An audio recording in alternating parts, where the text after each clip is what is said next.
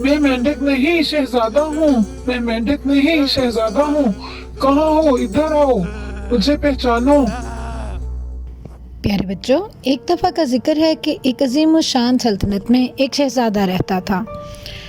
उस शहज़ादे का नाम शहज़ादा ज़ीशान था। वो बहुत ज़हीन और बहादुर शहज़ादा था, लेकिन उसमें एक खामी थी कि वो बहुत ही गरूर और मुतकब्बिर था। अल्लाह ताला को तकब्बुर पसंद नहीं। उसके वालिद अक्सर उसको ये समझाया करते थे, क्योंकि उसके वालिद बादशाह आदिल बहुत ही मेहरबान और रहमदिल बादशाह थे। लेकिन उनके बरक्स शहज़ादा ज़ीशान लोगों पर जुल्म करने वाला और इंतहाई संगदिल शहज़ादा था।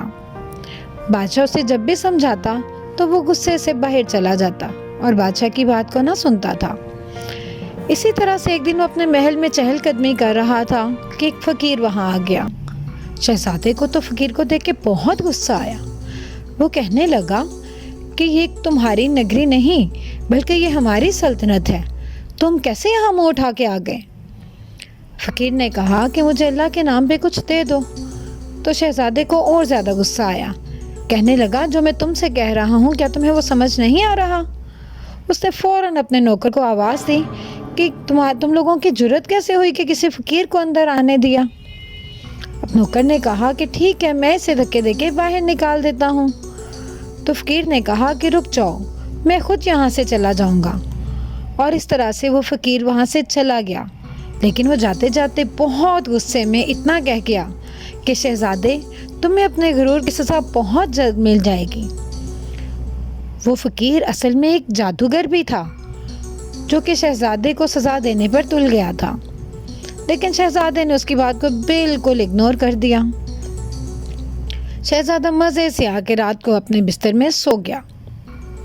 उसको तो मालूम नहीं था कि उसके आने वाले वक्त में उसके साथ क्या होने वाला है। लेकिन जब सुबह को वो उठा तो उसे अपना जिस्म बहुत अजीब लगा। उसे यकीन ना आया कि उसके साथ कुछ अजीब हो चुका है।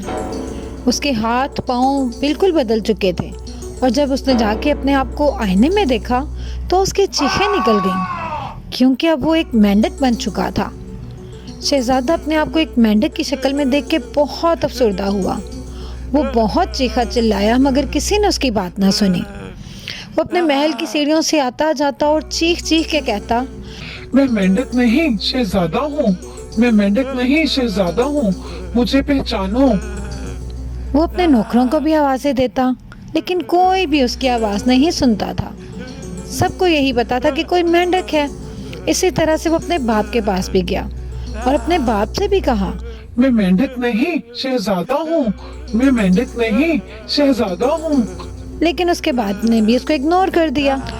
आखिर वो उसी बाग में गया जहाँ उसे वो फ़कीर मिला था और वहाँ जाके वो बहुत रोया और उसने फ़कीर से बहुत माफ़िया मांगी कि तुम मुझे माफ़ कर दो और दुआ करो कि मैं वापस एक इंसान बन जाऊँ। लेकिन फ़कीर ने कहा कि इस तरह तो नहीं, आखिर कुछ पाने के लिए फिर कुछ करना भी पड़ता है। तुम्हें कोई नेकी तो करनी पड़ेगी जो अल्लाह ताला को पसंद आ जाए और तुम्हारी सज़ा माफ़ हो जाए। जाओ और अपने इम्तहान में पास होने के लिए दुआ करो। बस अब क्या था, शहज़ादा मेंढक तो निकल गया। कभी वो जंगलों में फिरता तो कभी पहाड़ों में। जंगलात से होता होता पहाड़ियों पे चला जाता और पहाड़ियों में चलता रहता और चलते चलते बहुत थक जाता और नदी की तरफ निकल जाता। बस उसका सफ़र था कि ख़त्म होने में ही ना आ रहा था। नदियों पे जाता, वहाँ पे देखता और इस तरह से जाते जाते वो बाज़ार में जा पहुँचा। लोगों ने उसको हकारत से देखा और बहुत से बच्चों ने उसके पत्थर भी मारे। वो बहुत रोया। वो बाहर से नहीं, वो अंदर से भी ज़ख्मी हो चुका था। उसका दिल टूट चुका था। कितना खूबसूरत शहज़ादा एक मेंढक बन गया और लोगों की हकारत सह रहा था। खैर, इसी तरह से वो उसका सफ़र जारी था कि एक नदी पे एक बच्ची अपना खिलौना नदी में गंवाकर बहुत रो रही थी। वहीं से जब शहज़ादे मेंढक का गुज़र हुआ तो उसने देखा कि मैं क्यों ना इस बच्ची की मदद करूं। मुझ पे तो बुरा वक्त चल ही रहा है, लेकिन इस बच्ची की मदद तो मैं कर सकता हूं। उसने फ़ौरन नदी में छलांग लगाई और उसका खिलौना वापस निकाल दिया। वो बच्ची बहुत खुश हुई اور اس نے بہت دل سے شہزادے کا شکریہ ادا کیا، اور شہزادے کو پہلی بار پتہ چلا کہ کسی کے ساتھ نیکی کر کے دل کو کتنا سکون ملتا ہے۔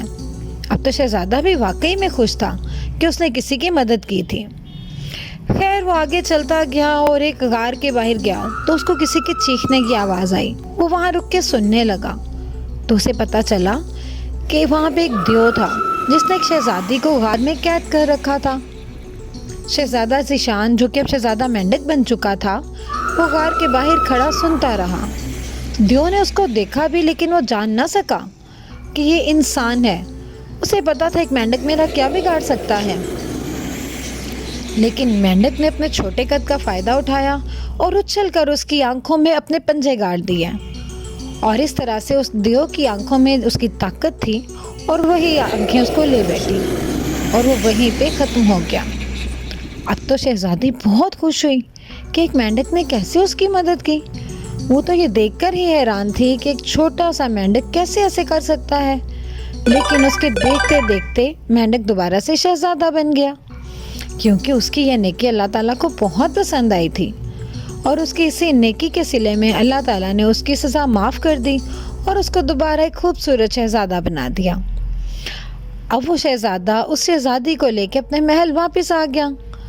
بادشاہ جو کہ بہت پریشان تھا کہ آخر اس کا بیٹا کہاں چلا گیا، وہ اپنے بیٹے کو دیکھ کے بہت خوش ہوا، اور جب اسے یہ ساری رودات پتہ چلی تو اس نے اپنے بیٹے سے کہا کہ دیکھا بیٹا، میں نہ کہتا تھا کہ کبھی بھی غرور اور تکبر نہ کرو، کیونکہ اللہ تعالیٰ کو غرور اور تکبر بالکل بھی پسند نہیں، اور ہمیشہ دوسروں کی مدد کرنے کی کوشش کرو۔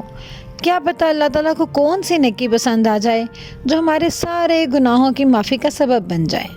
تو بچوں، اس کہانی سے ہمیں بھی یہ سبق ملتا ہے کہ ہمیں غرور اور تکبر نہیں کرنا چاہیے، بلکہ ہمیشہ چھوٹی سے چھوٹی نیکی کو بھی رائیگاں نہیں جانے دینا چاہیے۔ ہمیں کوشش کرنی چاہیے کہ ہمیشہ دوسروں کی مدد کریں۔